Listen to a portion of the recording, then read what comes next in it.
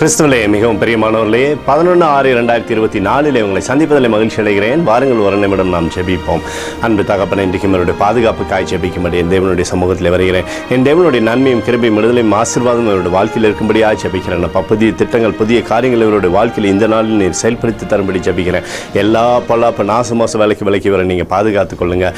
இயேசு கிறிஸ்து சிந்தின பரிசுத்த ரத்தத்தை இவர் மீதும் ஒரு குடும்பத்தின் மீதும் ஒரு செய்கிற சகல காரியத்தின் மீதும் பூசுகிறேன். ஆகவே இந்த நாள் முழுவதும் மகிமையின் ஆசீர்வாதம் இவரோடு இந்த செயல்படும்படி நீர் செய்தருளும்படி ஜெபிக்கிறேன். 2 நாளாகவும் 19:11 உத்தமனுக்கு கர்த்தர் துணை என்று சொல்லி எழுதப்பட்டக்கூடிய வார்த்தையின்படி அப்பா எப்போதும் இவருக்கு நீர் துணையாக இருந்து இவருடைய வாழ்க்கையில சகலமும் நன்மைக்கு எதுவாய் நீர் செய்து தருவீராக. இவருடைய பெயரை பெருமைப்படுத்துங்கப்பா.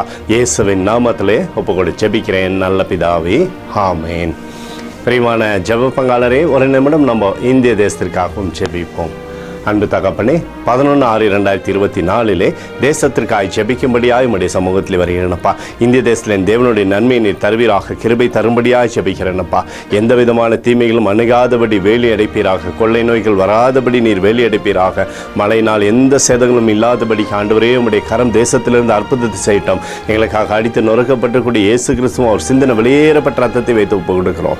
அத்தோடு இந்திய தேசத்தில் எழுப்புதலை தரும்படியாக ஜெபிக்கிறேன். எழுப்புதலை தருவீராக, எழுப்புதலை தருவீராக, எழுப்புதலை தருவீராக. எழுப்புதலை எங்கள் கண்கள் பார்க்கும்படி நீர் ஆசீர்வதிக்கும்படி ஜெபிக்கிறேன். நேற்றும் இன்றும் என்றும் மாறாதவராகிய இயேசுவின் நாமத்திலே ஒப்புக்கொடு ஜெபிக்கிறேன் நல்ல பிதாவே, ஆமேன்.